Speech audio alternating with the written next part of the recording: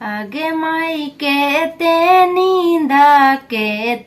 नींदा सूतल बेटी के बाप की। आगे माई केते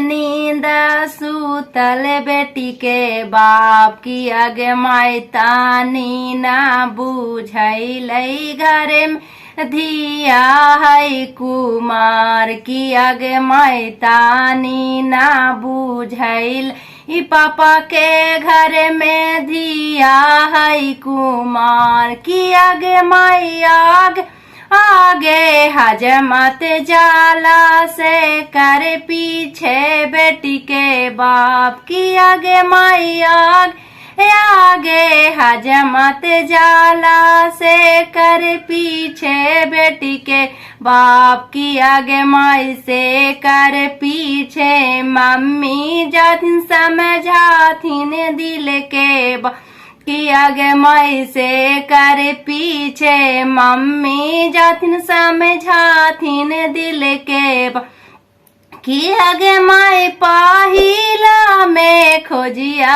प्रभु कुला खमादा की। आगे माई पहिला में खोजिया प्रभु कुला खमादा की। आगे माई दूसरा में देखिया प्रभु चारो खुट माका की। आगे माई दूसरा में खोजिया प्रभु चारो खुट माका की। आगे माई कैसे चिन्हवई धानी कुला खमादा की। आगे माई कैसे चिन्हवई धानी कुला खमादा की। आगे माई कैसे देखवई धानी चारो खुट माका की। आगे माई कैसे देखवई धानी चारो खुट माका की। आगे माई घूरी पूछिया प्रभु कुला खमादान की। आगे